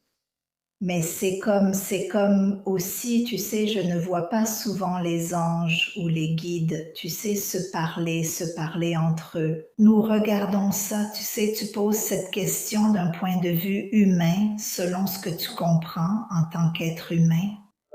C'est complètement différent. Tu sais, j'expliquais souvent que tu pourrais avoir l'archange Michel au milieu de milliers d'anges et tu saurais exactement où il se trouve. Ce serait comme si tu avais 1 million de soldats et que le général était quelque part au milieu et nous reconnaîtrions tous le général. Tu sais, je n'ai jamais vu un ange réprimander un autre ange. Je n'ai jamais vu, tu sais, un ange donner des ordres à un autre ange. Si tu vois ce que je veux dire, en parlant en termes humains, je n'ai jamais vu les anges faire quoi que ce soit de ce que, tu sais, nous les humains faisons. Quel est donc leur rôle? Ils sont là pour aider les humains. J'ai entendu dire qu'il s'agit d'une sorte d'expérience en cours et que nous essayons de voir si nous pouvons dépasser cette boucle pour atteindre une nouvelle vague de conscience afin qu'il y ait un petit morceau de paradis ici sur Terre. Les anges sont-ils ici pour nous aider à y arriver? Y a-t-il une sorte de jeu? Y a-t-il une destination? J'aime beaucoup la façon dont tu le formules, mais je dirais non, il ne s'agit pas d'un jeu, pas dans ce sens. Euh, mais oui, c'est un peu pour cette union. Pour quelle raison, en fait, je ne le sais pas encore. Pourquoi Dieu voudrait cette union du corps humain et de l'âme? Pourquoi ce Créateur qui, vous savez, nous a créés au commencement, nous aime-t-il tellement que, vous savez, il veut même que la partie humaine de vous vive pour l'éternité? Pour moi, vous savez, c'est incroyable. Et pourtant, cette partie humaine de vous, le corps, vous savez, ne tombera jamais malade. On m'a montré qu'on y arrivera. Nous ne tomberons jamais malades. Et vous ne vieillirez jamais. Et votre ange reste avec vous-même lorsque vous mourrez, parce que vous avez vu des gens mourir et ce que vous voyez, c'est que leur ange est avec eux. Oui, votre ange gardien est le gardien de votre âme. C'est le seul ange qui ne peut jamais vous quitter. Donc c'est le seul ange qui, lorsque votre corps humain meurt, vous ramène chez vous. Et nous utilisons tous le mot paradis. Ce n'est qu'un mot, tout comme je pense que Johnson a posé une question sur la spiritualité, la religion, les gouvernements et tout ça. Mais la spiritualité n'est qu'un mot. C'est juste un mot, tu sais, que nous avons mis là en tant qu'êtres humains pour nous aider à mieux comprendre l'âme, à mieux comprendre, quel que soit le nom que tu veux lui donner, à propos de ce pouvoir, de cela. L'énergie, tu sais, cet amour qu'on ressent souvent en nous, parfois quand on pleure et qu'on ne sait pas pourquoi on pleure. Et ça, c'est l'amour. Et c'est bouleversant. Je clarifie juste. Tu as vu un monde où les gens vivent physiquement jusqu'à 90, 100, 200 ans. Dieu nous a demandé, à nous les humains, avec cet enchevêtrement, tu sais, est-ce qu'on veut aller dans cet endroit au-delà du paradis? Tu sais ce qu'on répond? On dit non, on reste encore un peu. Parce que notre planète est tellement, tellement parfaite. Elle est tellement, tellement belle. Et j'utilise le mot parfaite, mais ce n'est vraiment pas le bon mot. C'est du cristal. Il y a, je ne peux pas l'expliquer, vous savez, la lumière de notre monde, de cette planète, et la lumière de, vous savez, ce que nous voyons dans l'univers quand nous levons les yeux et que nous voyons. Je n'arrive pas vraiment à tout exprimer avec des mots. J'ai du mal avec ça, et je pense que j'ai du mal avec ça à cause de ma part humaine. Donc il y a quelque chose, vous savez, dans le monde physique qui, aussi incroyable que soient les anges, est merveilleux, au point que certaines personnes ont la possibilité de retourner dans le monde spirituel, le monde de l'énergie, et pourtant elles veulent rester ici. Ce n'est pas simplement parce qu'ils ont un meilleur ami, un amoureux, des proches ou des enfants, mais il y a quelque chose de tellement fabuleux que, je veux dire, j'ai entendu des gens décrire qu'il y a une file d'âme qui essaie de s'incarner, qu'il y a, vous savez, imaginez, c'est comme un club privé de l'univers avec une file qui s'étend dans la galaxie ou des entités qui veulent venir sur Terre. Je pense pourtant que c'est incroyable quand nous, les êtres humains, parce que nous sommes liés, nous nous retournons et disons à la force la plus puissante, la plus aimante et bienveillante, quels que soient les mots humains que nous voulons utiliser. Et nous disons, non, nous allons rester ici encore un moment, nous ne sommes pas pressés de partir. Pensez-y simplement. Pensez simplement à comment nous devons nous sentir très bien. Ça doit être au-delà des mots, au-delà de notre compréhension, de cette façon, de cette manière. J'aimerais que cela arrive dans les prochaines années. J'adorerais ça. Tu sais, là où il n'y a ni douleur, ni maladie, où notre planète est tout simplement incroyable. Il n'y a pas de maladie sur les arbres, il n'y a pas de maladie dans les rivières, que les rivières sont cristallines, que nous sommes tellement connectés à la nature, mais nous sommes aussi connectés à l'univers qui nous entoure, aux étoiles. Pour moi, cela va même au-delà des mots. C'est au-delà de notre compréhension pour l'instant, même la mienne. Mais pourtant, on me l'a montré. Et, tu sais, je dis souvent à Dieu, à celui qui, comment dirions-nous, est le plus puissant, mais pas dans la puissance telle que nous la comprenons. Parce que nous pensons que ce pouvoir devrait mettre fin aux guerres, devrait mettre fin, vous savez, à toute pollution pour nous, devrait immédiatement rendre tout parfaitement pur pour nous. Le plus incroyable, c'est que nous ayons le libre arbitre. Nous avons le choix. Je pense que c'est aussi quelque chose d'incroyable. Je veux dire, j'aime réfléchir au libre arbitre. Je veux dire, mais je reviens à quelque chose que tu as dit au début du podcast, où tu as dit que tu pouvais voir de l'énergie venir de l'extérieur de la Terre et entrer dans notre atmosphère. Quel type d'énergie vois-tu? Est-ce que ce sont les anges qui viennent d'au-delà de l'atmosphère terrestre dans notre monde? Est-ce une énergie intergalactique? Qu'est-ce que c'est? C'est comme si ça tombait à travers notre atmosphère. Et même si nous, en tant que... Les gens disent qu'une grande partie est brûlée lorsque cela traverse l'atmosphère. comme un nuage, mais c'est translucide, ça ne fait que déferler.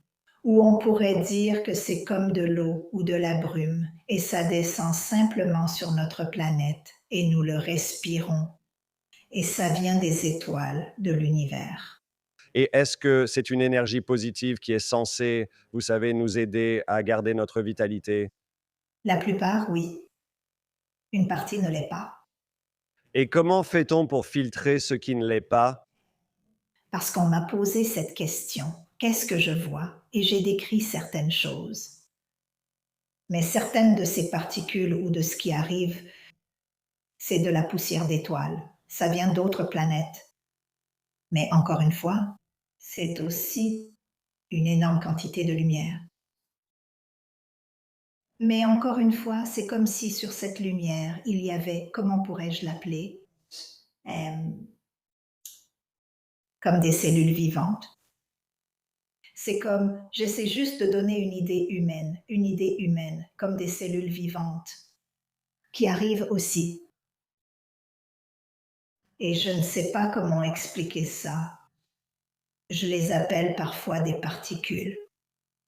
Il y en a tellement, et certaines, je les ai vues. Il y en a une en particulier que la science a effectivement enregistrée.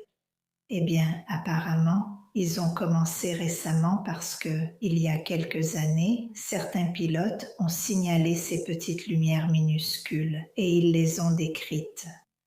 Et j'en parlais déjà. Elles traversent tout, elles passent même à travers la Terre.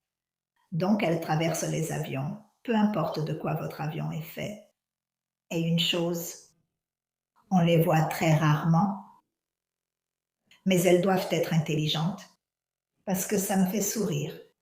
De temps en temps, je les vois, je m'écarte de leur chemin parce que ils semblent bouger. Ils ne bougent pas vite. Tu sais, ils bougent lentement, mais ils peuvent aller dans différentes directions. Mais c'est une petite lumière. Et qu'est-ce que tu penses qu'ils font? Ce qui m'a toujours fasciné depuis que je suis enfant, c'est qu'ils traversent tout. Littéralement tout. Ils traversent une pierre, ressortent de l'autre côté. Ils traversent ta maison, ressortent de l'autre côté. Je sais qu'ils traversent la terre. Je les ai vus traverser le métal. Comme... Et je sais que dans le dernier rapport des pilotes, le monde scientifique a décidé d'en prendre note. Mais avant, apparemment, lorsque les pilotes les signalaient, je pense qu'on leur disait: «Ah, tout ça, c'est le fruit de votre imagination». Est-ce qu'on les décrirait comme des pannes? Est-ce qu'on les décrirait comme une technologie extraterrestre? Non, Non, non, non, non, non, pas du tout, non, pas du tout. mais c'est quelque chose d'un autre monde. Ça l'est. C'est quelque chose qui arrive, qui voyage à travers l'univers, mais semble être intelligent parce qu'il peut se déplacer dans différentes directions. Mais le truc, c'est qu'il traverse tout. Et moi, à chaque fois, la dernière fois, je l'ai vu et, comment dire, je ne dirais pas où j'étais. Pendant que j'étais assise sur une chaise, penchée en arrière, bien installée et confortable. Euh, et juste, comment dire, j'en ai vu 5 d'entre eux et j'ai sauté sur le côté parce qu'ils venaient dans ma direction. Mais je les ai observés un moment pendant qu'ils changeaient aussi de direction. Et je me suis écartée, puis ils sont passés tout droit à travers la terre. Je sais qu'ils sont passés directement à travers. Penses-tu que s'ils étaient entrés dans ton corps physique, cela aurait causé des dégâts? Je n'ai jamais posé cette question, donc je ne peux pas y répondre. Je n'en aurais pas la moindre idée. Et je n'ai jamais posé cette question à Dieu ou aux anges. Qu'est-ce que tu leur demandes le plus souvent? Pour être honnête, je demande rarement quoi que ce soit. Tu sais, c'est ce qu'ils me disent. Et moi, je le fais rarement. Je remettrai quoi que ce soit en question. Euh, comment pourrais-je dire? Parce que je sais qu'ils en savent plus que moi. Nous avons récemment reçu un astrobiologiste qui a décrit quelque chose que quelqu'un d'autre résumera mieux que moi. Il y a un véritable événement. Il va avoir lieu juste autour d'Halloween, ce qui est amusant puisque la veille de la Toussaint, c'est à ce moment-là que cette comète sera la plus proche. Et ce dont Avilob a parlé, c'est que cette comète est potentiellement une excellente candidate pour... Si nous découvrons qu'une comète transporte des informations provenant, disons, d'une autre ligne temporelle qui existait avant notre expérience sur cette planète, ce serait une excellente candidate. Je veux dire, Avilob explique qu'elle n'a pas de queue comme une comète normale et qu'elle a des lumières à l'avant. Et donc, il avance l'hypothèse que cela pourrait être un engin intelligent d'une certaine sorte.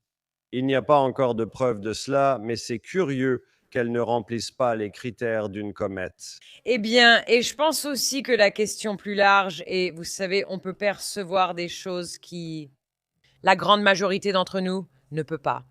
Et donc, il en découle que nous sommes très intéressés de savoir s'il existe d'autres informations, n'est-ce pas, auxquelles vous avez accès, que si vous pouvez percevoir, vous savez, d'autres types d'êtres et vous. La façon dont vous les décrivez est très spécifique, comme souvent pour les expériences transcendantales qui dépassent toute description humaine. C'est plus une question de ressenti et de sensation que de mots ou de nomenclature. Donc je pense que c'est un peu la question générale. Quand on entend des choses comme Mon Dieu, ne sommes-nous pas la seule forme de vie intelligente dans l'univers? D'autres espèces ont-elles existé avant nous? Ou y a-t-il quelque chose d'unique chez nous? Bien sûr, nous sommes curieux. Avez-vous des informations à ce sujet? Pourquoi penseriez-vous cela, vous savez, qu'il n'y a pas de vie ailleurs, sur d'autres planètes, au-delà même de notre univers, et même à l'intérieur même du trou noir? Vous savez, ceux que nous connaissons.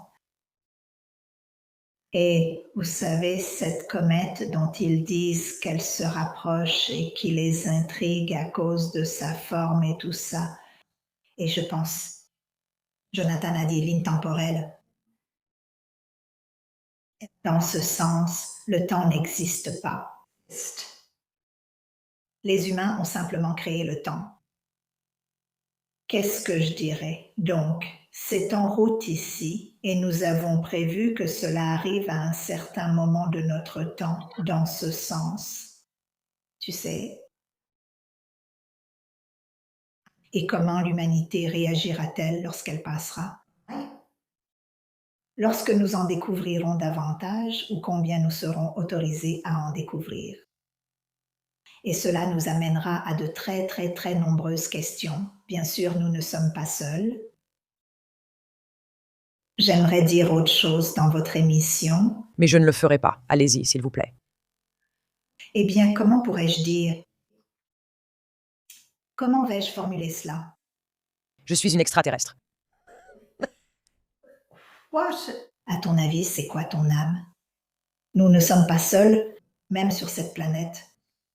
Mais nous ne sommes pas seuls là-bas non plus. Et il y a de nombreux univers.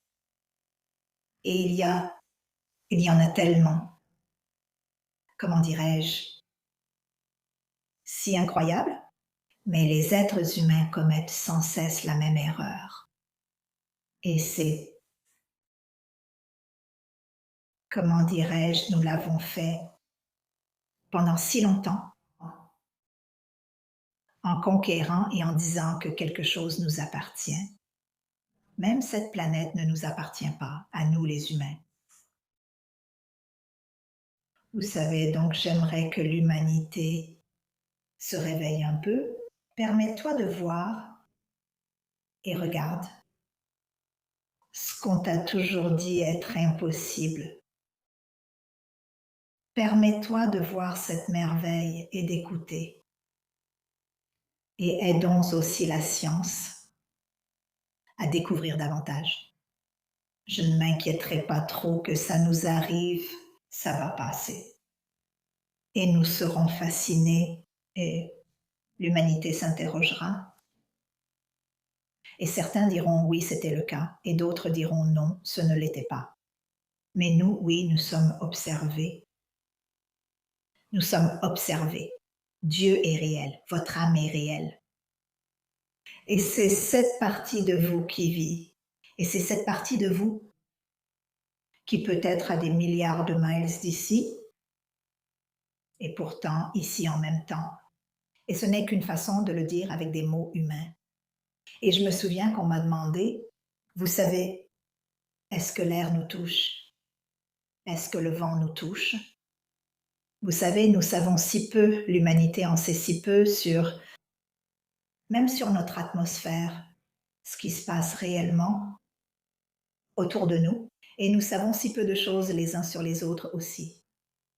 Et si peu de choses sur la nature. Et pourtant, l'humanité, l'être humain, pense qu'il est extrêmement intelligent. Je n'ai pas reçu d'instruction, alors d'où vient mon intelligence? Tu sais d'où viennent mes connaissances et ma sagesse? Je ne peux pas prendre un livre comme toi et le lire. Je ne peux même pas aller sur Internet et chercher quelque chose parce que je ne sais pas comment faire. Et puis ce serait trop compliqué pour moi de le faire. Et ça me fait sourire, tu sais, parce que le fait de ne pas pouvoir comprendre à cause de ma dyslexie sévère m'empêche d'être contaminée par le monde lui-même. Est-ce qu'il y a une relation harmonieuse entre tous ces endroits? Encore une fois, c'est ce qu'on nous apprend en tant qu'êtres humains, qu'on doit conquérir, combattre, tuer et détruire. C'est même intégré dans tous nos films, toute notre science-fiction. De cette façon, de cette manière, l'univers est un endroit accueillant. La présence de Jésus venant sur terre, le rôle qu'il a joué, pourquoi il est mort, et en quelque sorte la relation qu'il a eue avec l'humanité. Pouvez-vous en parler un peu de votre point de vue? Je dirais que Jésus a réussi la dernière fois. Jésus était déjà venu ici et à chaque fois, nous l'avons détruit parce qu'il parlait d'amour, de gentillesse, de pardon, toutes ces choses-là. Ça, ce message fait le tour du monde en permanence, de toutes les manières possibles. Imagine si Jésus revenait maintenant et qu'il se tenait quelque part et parlait de, vous savez, aimer votre frère, mettre fin à la guerre, être gentil. On m'a montré que les dirigeants du monde seraient terrifiés par lui. Ils diraient tout de suite, c'est une terroriste, surveillez-la. Pour la simple raison que la personne ordinaire, et je dirais le petit peuple, c'est toi et moi, s'arrêterait pour écouter. Et pour moi, tu sais, j'aimerais qu'il revienne maintenant. Mais est-ce qu'on irait le tuer à nouveau? Va lire la résurrection et vois ce qu'on te dit. La crucifixion et la résurrection. Tu vois, peux-tu lire entre les lignes de ce qui n'a pas été dit dans la traduction? Les gens ordinaires à travers le monde le découvriront. J'aimerais juste que tu te réveilles et que tu le découvres maintenant. Donc, encore une fois, c'est une autre étape de l'évolution. Encore. C'est l'humanité qui s'ouvre spirituellement, laissant entrer la lumière, laissant sortir la lumière, se permettant de voir et en réalisant que tout revient à l'amour, au souci des autres, à la compassion, à la compréhension. Toutes ces choses, ces dons que l'on ne peut pas acheter. Et vous les cherchez tous. Chaque être humain est leste, même toi, Jonathan. Il est venu ici plusieurs fois et a été tué plusieurs fois, pas seulement celle qui a été relatée le plus récemment. C'est donc un schéma qui s'est répété tout au long de l'histoire humaine. Quand tu dis relater le plus récemment, tu veux dire la fondation du christianisme. Oui, la fondation du christianisme était juste la dernière fois, mais ce n'était pas la première fois. Et potentiellement, il y a eu de nombreuses autres fois avant cela où ce même messager, peut-être même avec le même nom, est revenu pour partager ce message et l'humanité a dit non, nous ne voulons pas entendre ça, c'est trop dangereux. Mais n'est-ce pas merveilleux qu'aujourd'hui, Tant d'êtres humains partagent ce message. D'accord, je vais donc prendre cela pour un oui. Je pense qu'il serait plus difficile de prendre quelqu'un s'il revenait maintenant que ça ne l'aurait été à l'époque. Je pense qu'isoler cette personne, et je pense qu'il y a plus de personnes qui partagent ce message. Mais oui, je pense vraiment comprendre où tu veux en venir avec ça. Lire entre les lignes de la résurrection. Même maintenant, tu as des devoirs à faire, puis tu reviendras nous faire un compte-rendu. Je vais aussi revoir Narnia parce que c'est mon préféré. J'adore Narnia. Je me demande si tu pourrais nous donner quelques mots d'encouragement ou des conseils pour finir. Tu sais, en lisant Les anges dans mes cheveux, je n'ai évidemment pas pu m'empêcher de penser à la tradition de la prophétie et à l'idée que certains d'entre nous, d'une manière ou d'une autre, sont ici pour transmettre un message. Et dans de nombreux cas, ces personnes sont rejetées. On les insulte, on les évite ou on les enferme, tu sais. Pour les femmes, on nous traite souvent d'hystériques et nous pourchasse comme des sorcières dès que l'on remet en question le statu quo. Mais si tu pouvais nous laisser avec une sorte de... Tu sais, si on devait te demander pourquoi es-tu ici avec cet ensemble de capacités à communiquer avec nous, qu'aimerais-tu nous transmettre? Ce que je dirais, c'est de vous transmettre le message. Et c'est même au-delà de votre compréhension. Et dans un sens, pour l'humanité, c'est comme irréel. On dirait un conte de fées. Mais je t'aime. J'aime chaque être humain, j'aime toute la vie. Et c'est un cadeau si précieux d'être en vie. Et je me fiche de qui tu es ou de ce que tu as fait. Je t'aime. Et je n'abandonnerai jamais, jamais l'humanité. Parce que vous en valez la peine. Je vois quelque chose en vous que vous ne pouvez pas voir en vous-même. Et moi, je ne sais pas comment l'expliquer, c'est votre âme. Cette étincelle de lumière de Dieu montre à quel point vous êtes pure et bonne. Et les humains utilisent le mot potentiel. Tout est au-delà de votre potentiel. Et vous avez tous les dons, chacun d'entre nous. Et je t'aime. Tu es tout simplement incroyable. Et je crois en toi et je te vois. Je vous vois tous à chaque instant de ma vie humaine et au-delà. Alors nous vous aimons tous. Merci. C'est vraiment incroyable de pouvoir te parler et vraiment fascinant de voir, tu sais, comment fonctionne ton cerveau, comment tu fonctionnes et aussi d'apprécier l'humour que tu as parce que ce sont des sujets très lourds. Et ta vie a été remplie d'une quantité incroyable de défis que tu as vraiment traversés avec tellement de grâce. Donc nous l'apprécions vraiment, vraiment. Eh bien, je dois vous remercier toutes les deux parce que vous avez posé des questions que personne n'avait posées auparavant. Vous savez? Et vous savez, je sais que parfois, humainement, j'ai du mal à le mettre en mots ou à vous donner la compréhension dont vous avez besoin. Mais vous êtes toutes les deux incroyables. Continuez comme ça, vous faites partie. Tu ne t'en rends pas compte? Jonathan, tu sais, c'est un épisode inhabituel pour moi. Tout d'abord, je suis vraiment impressionnée, fascinée par Lorna. Et je dois dire que, en regardant, vous savez, quelqu'un qui exprime des choses qui lui sont si intuitivement familières, c'est fascinant pour moi. Voici une comparaison étrange. Quand nous avons reçu Teresa Caputo, la Long Island Medium, j'ai vraiment eu l'impression qu'elle recevait des informations en temps réel, qu'elle gérait activement. Et je pense que ce n'est pas une coïncidence. Lee Harris, également un channeler que nous avons reçu dans un épisode absolument fascinant, avait aussi ces éléments. Il y a quelque chose chez certaines personnes, et vraiment, c'est très difficile pour moi d'enlever ma casquette de scientifique. Vous savez, j'essaie de comprendre ce que c'est. Maintenant, la façon la plus rationnelle dont je peux aborder cela repose sur 2 points, et les 2 viennent de Thomas Campbell. La première, c'est lorsque Thomas Campbell a soudainement commencé à ressentir littéralement les connexions énergétiques entre les choses qu'il était capable de percevoir visuellement. Il n'avait pas d'hallucination, il ne faisait pas de crise psychotique, Il n'est pas malade mental. Il avait simplement une capacité à percevoir des choses qui sont en dehors de notre champ de perception visuelle. Donc ça, c'était une chose. Et je me disais, eh bien, si je peux extrapoler cela. Il y a des personnes qui perçoivent des choses comme ça à un niveau encore plus élevé, c'est-à-dire plus fréquemment, plus intensément. Et elles sont autorisées à lui donner le sens qu'elles veulent. Je ne sais pas si c'est vrai, mais c'est elles qui lui donnent un sens.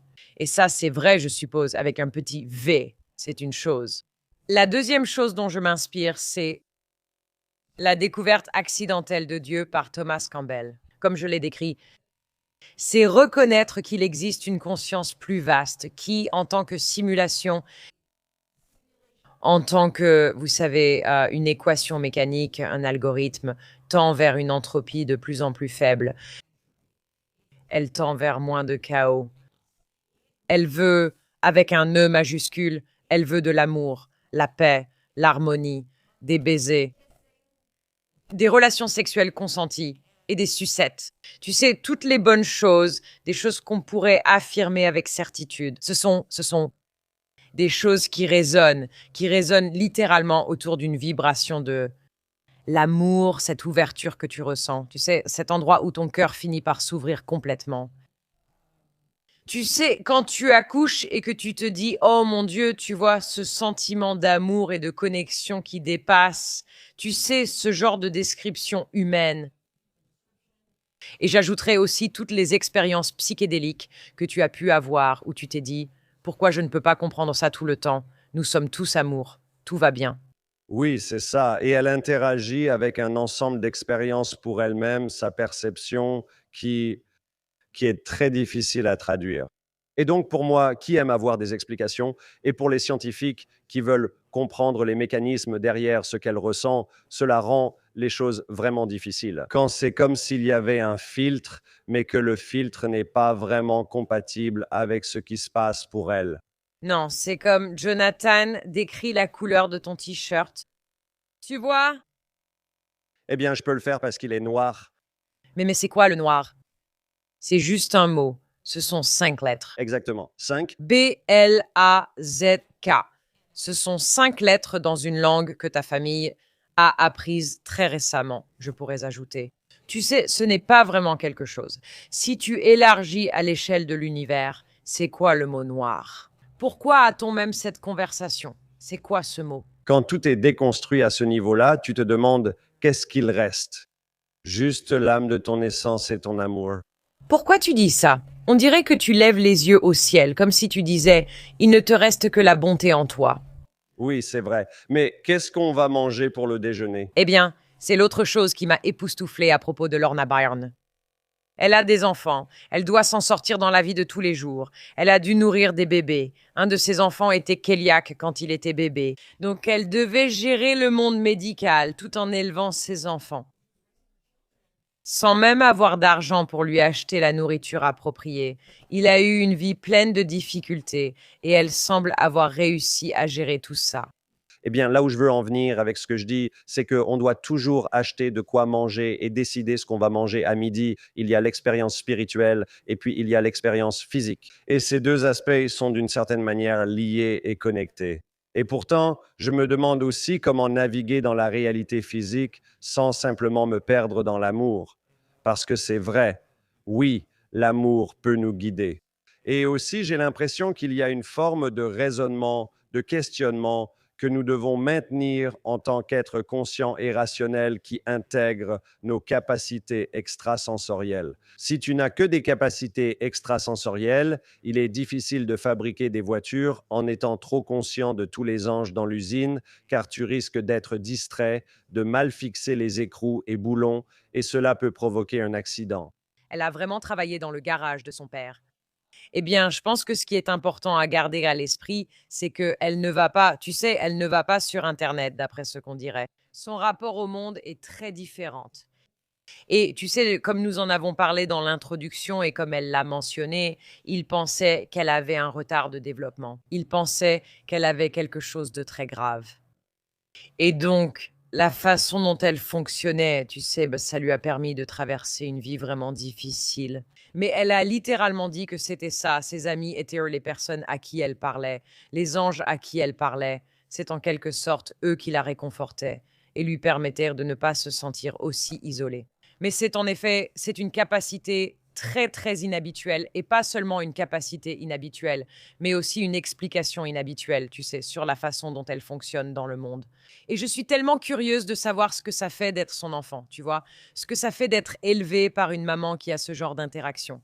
Et je veux dire, ce livre, vraiment, il te fait traverser tellement d'histoires spécifiques de moments où elle a été sauvée grâce à des suggestions d'anges sur où aller et quoi faire. Des façons dont elle recevait des informations sur ses enfants à naître, sur les pertes qu'elle a vécues, et même sur son cher Joe. Elle pouvait voir les endroits dans son corps qui commençaient à faiblir, vous savez, vivre avec ça. C'est pour ça que je lui ai demandé, est-ce une bénédiction ou un fardeau? Et même cette question est en dehors de son champ de compréhension, parce que ce sont des jugements humains, n'est-ce pas? Nous avons entendu Lee Harris dire que il a utilisé sa capacité de canalisation pour s'échapper d'un incendie. Il y avait un incendie qui arrivait et tout le monde partait dans une direction et il avait peur. Puis il s'est dit, eh bien, je viens de me rappeler que je peux canaliser. Et puis, ses anges gardiens lui ont dit d'aller dans une autre direction et il a pu s'échapper. Et l'une des questions que j'avais était pourquoi elle? C'était aussi un peu moralisateur, comme pourquoi elle a eu la chance de se sauver? Et peut-être que la réponse, je vais y répondre moi-même. Peut-être que la réponse, c'est qu'elle n'a pas choisi ça. Elle n'a rien demandé. Ce n'est pas comme si elle avait gagné à une sorte de loterie pour obtenir cette protection. Elle croit qu'en quelque sorte, nous avons tous eu accès à ce genre de guidance, auquel cas nous pourrions tous être sauvés, non? Ou nous pouvons apprendre à avoir ce genre d'accès pour voir au lieu de simplement regarder, n'est-ce pas? Et l'une des choses intéressantes qui devient en quelque sorte un sujet religieux, vous savez, pas vraiment de débat mais de discussion, c'est que, vous savez, le christianisme a une grande composante de salut. Vous savez, c'est très spécifique. C'est intégré dans la structure de, vous savez, cet ensemble de croyances sur le salut et sur le fait que quelqu'un est mort à votre place, n'est-ce pas, pour vos péchés. Il est intéressant de constater que cette formulation a du sens pour ceux issus de cette tradition. L'autre chose qui revenait souvent, c'est quand nous demandons comment les gens commencent à accéder à plus d'informations, à recevoir des intuitions, à se connecter avec leur guide. La première étape est d'ouvrir son esprit à la possibilité que cela puisse arriver. Numéro 1. Donc, à la fin du livre Des anges dans mes cheveux, 12 façons de se connecter avec votre ange gardien. Numéro 1. Mettez votre incrédulité de côté.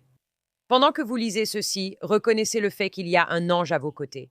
Si vous trouvez cela difficile, mettez simplement votre cynisme de côté pendant un court instant et imaginez. Ayez un peu de foi. Soyez ouverte à la possibilité qu'il y ait quelqu'un à côté de vous qui ne vous quitte jamais, même pas une seconde. Quelqu'un qui attend et qui veut vous aider. Même si vous avez peur de le faire, reconnaissez votre ange gardien et accueillez-le. Si vous êtes arrivé jusqu'ici dans l'épisode, nous voulons savoir dans les commentaires sur YouTube si vous avez déjà eu une expérience avec votre ange gardien. Et sinon, si vous commencez pour la semaine prochaine à reconnaître votre ange gardien, commentez, parlez-nous-en. Nous voulons savoir si commencer à mettre votre incrédulité de côté augmente votre capacité à y accéder. Aussi, numéro 12, demandez à votre ange gardien son nom. Sur Substack, si vous n'avez pas encore trouvé la communauté Breaker là-bas, venez nous voir, Mayimbe, Alex Breakdown sur Substack. Nous pourrions proposer un contenu exclusif spécial, car nous publions du contenu qui n'est disponible nulle part ailleurs, où Mayim commencera la semaine prochaine à reconnaître son ange gardien, et nous verrons ce que cela donne. De notre décryptage à celui que nous espérons que vous n'aurez jamais, on se retrouve la prochaine fois. Maybe Alex breakdown, she's gonna break it down for you. She's got a neuroscience PhD or two. One fiction, one and now she's gonna